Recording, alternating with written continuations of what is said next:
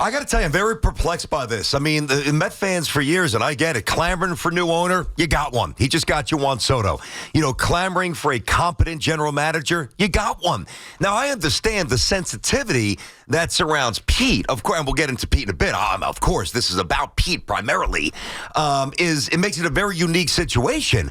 But it's amazing to me how disconnected the Met fan is right now to less about Cohen, a general manager who just over-delivered a year ago, year one on the job, and with Soto and some other moves, and there's more coming, has you set up to be even better this year. What is going on? I don't understand it, and I don't even think we could just gloss over Soto. You mentioned they begged and screamed for a new owner. They got one. They got the president of the baseball operations, who is one of the best in the game and proved himself in his first year, over exceeding all the expectations that the majority of people had for him. Oh, by the way, and they went and landed Juan Soto, getting him from the Yankees. Steve Cohen has also proven in the past that he was willing to spend big, whether it's the Correa thing, whether it's losing Jacob deGrom and then going to pivot to Justin Verlander. We've been down this road before with this owner specifically. The GM, or president of the baseball operations technically, proved himself a year ago. What's all the fuss about? And the idea that the Mets don't know what they're doing, or are going to build a team, or are going cheap, it's just not right. They are going to build this team out. Now, it may take some patience here, or maybe this is the team, they'll add a couple of relievers here and go into the year with this team starting the season out, okay, which, by the way, on paper, I would still argue is better than last year. Do I love it in comparison to the Dodgers or Braves or Phillies? No. But to your point, you said this with the Yankees, okay, well, they could just add in season. So, at some point, you actually have to trust the owner who's proven himself to go all in multiple times over, and the president of the baseball operations who proved himself in year one. How did Billy Epler work out? The Mets had Bucks, obviously. Was that Bucks' first year? Yeah, when they won 101 games, right? Which was the second most in Mets history.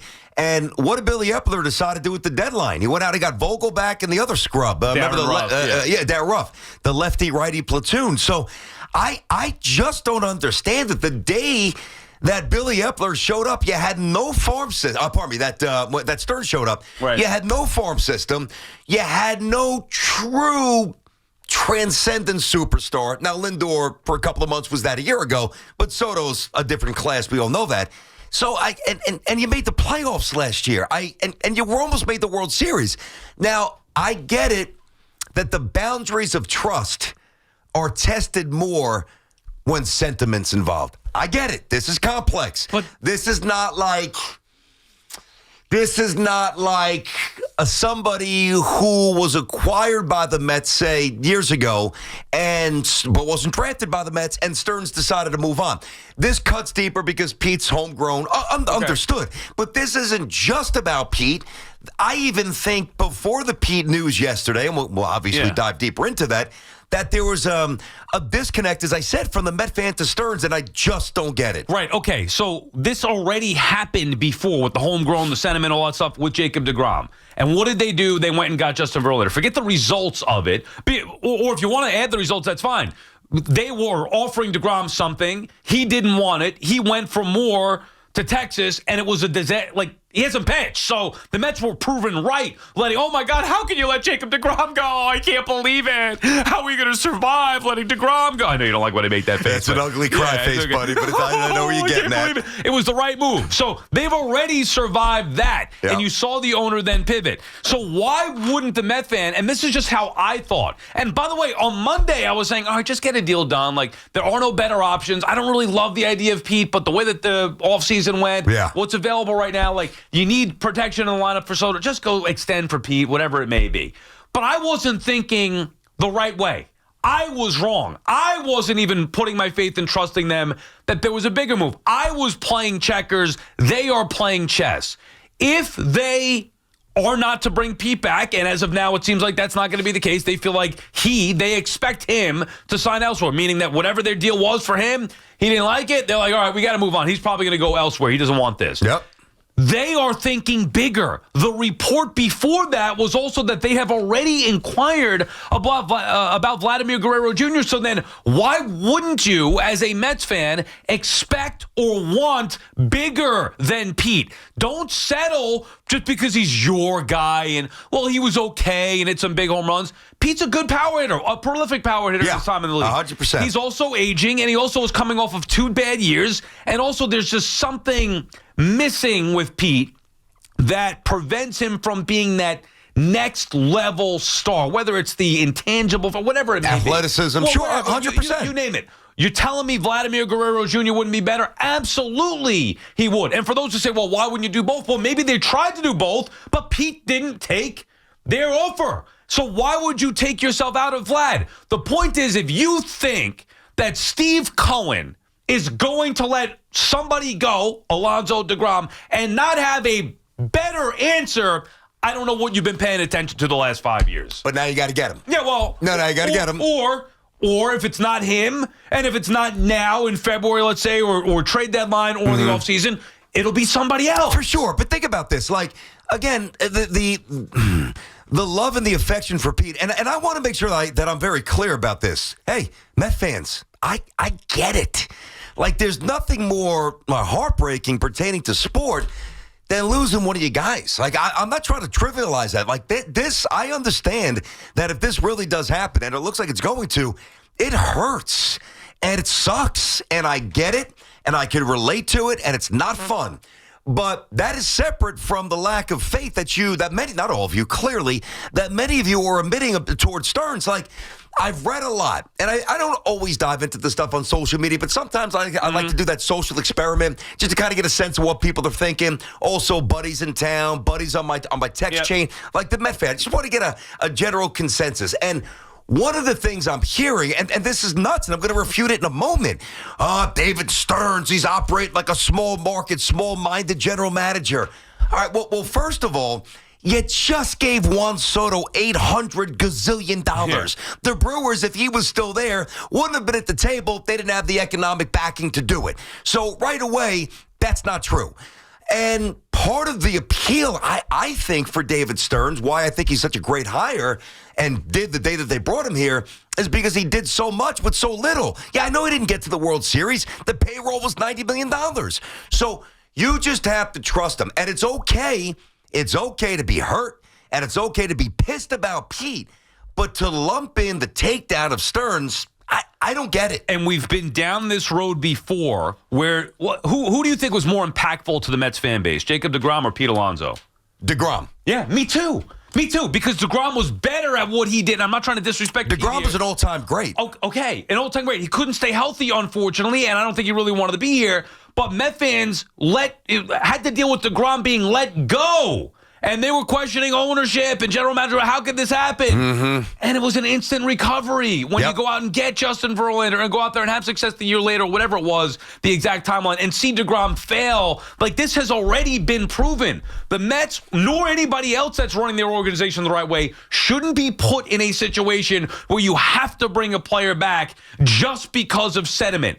If Pete Alonso did what he was supposed to do, hit 260 and 40 home runs each of the last 2 years, and driving over 100 runs, he would be back. Yeah. He would get paid what he wants. He would be back. A lot is going on here. He didn't perform up to the best of his abilities. The market has crashed. Nobody else wants him. He didn't take the deal the Mets offered him 2 years ago, and he didn't take the deals that the Mets offered him now. So this is not that the Mets aren't trying to win. They're afraid to bring Pete back. There's a lot of circumstance involved, but at the end of it all, BT, you have to trust Steve Cohen and David Stearns because they've earned it by what they have done. Pete's a running back, but he's not Saquon. He's a running back in his late 20s, even though he's really 30. You know what I mean? Yeah. He's a depreciating asset, and his limitations are very very problematic, to the point where if I was running the Mets, I wouldn't bring him back either. From a baseball perspective. I really wouldn't.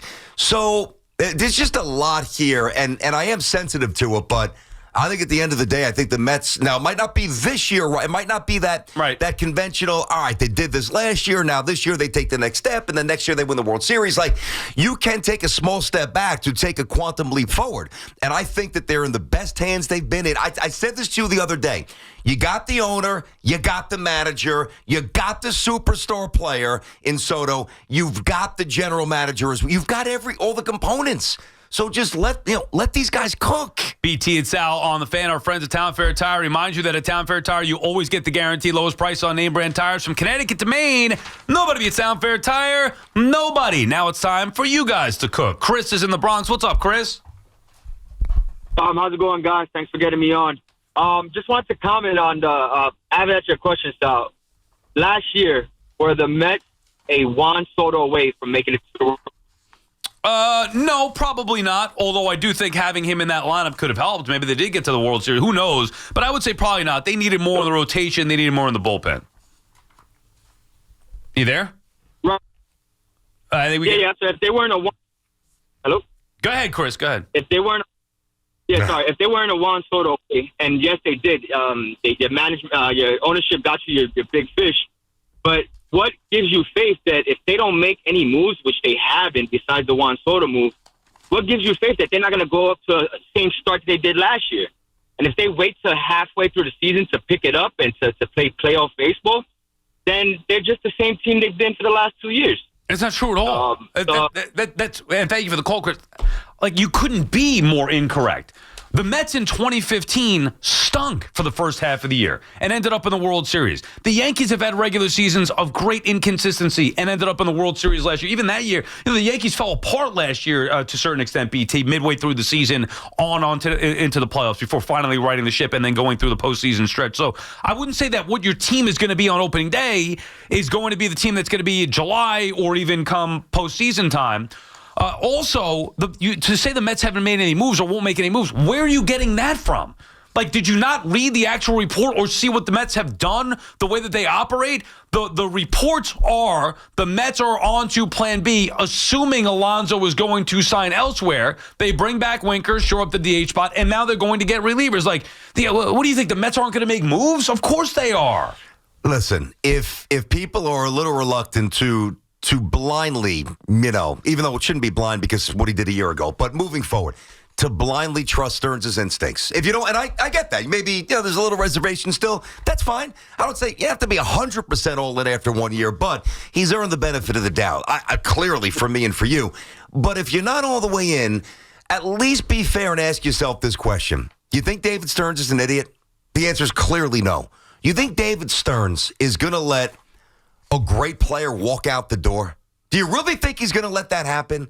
The answer is no. Okay, and then let me ask you this question. Do you think Steve Cohen cares about winning? Do you think Steve Cohen would be worried about spending money if it were the right investment? I think, I'll take it a step further. I think Cohen cares about winning more for the Mets than any owner since George Steinbrenner for the Yankees and the Giants years ago. Perfect, right? So we agree there. Stearns has proven his brilliance. He's not going to let good players that he values and thinks are good players go. And Steve Cohen, on top of that, certainly is going to let a player go for, they're not going to get outbid for a player that they want to retain, whether it's DeGrom, whether it's Pete Alonso. There's certain limitations. It's not that they don't want these players back. There are limitations that they have business-wise, and also thinking, okay, well, maybe there's a better investment to make. It has been proven with Steve Cohen, even in the ones he doesn't land, like Yamamoto. Oh, Steve Cohen doesn't spend, and the tax threshold. Nonsense. He tried to get Correa years ago. Didn't work out for injury stuff. He tried to get Yamamoto a year ago. Didn't work out because he went to the Dodgers. He got Soto this year. Maybe it's going to be Vlad next year. If there's a better investment, specifically a younger player, then he's going to make it. This is not me hoping it's going to happen. It has happened. Yeah, and it's not this. It shouldn't be the same mindset for Met fans this January as it was last January, because last year, forget about Stearns, just right. the roster. Last January, and this was the general consensus, I certainly thought this. You certainly thought this. We were aligned on this. We both thought Vientos was not it. Right. And by the way, they thought that too. Yeah, fair enough. To a certain degree, at least. I got you. It was Beatty who was really thought to be very interesting, and Mauricio before he got hurt, right? Basically, Vientos was 4th out of 4 in terms of their prospects, right? So Vientos has proven that he's a stud. Nobody's going to refute that. Now, does he take a slight step forward? Does he take whatever? We'll find out. But he's a player. Last year, this time, you guys were, and I thought this too. I thought the staff would stink. You guys were sitting there, Sean Manaea. What the hell are we going to do with Sean Manaea? Severino, his ERA was 6.5. Look what happened. There was a point, I know it kind of fell off, 2 months, we actually threw, and it was not irresponsible, Severino in the Cy Young conversation. Because the back end of the Cy Young conversation, because the numbers, it warranted that. So, something that, here's what I'm saying in a long way.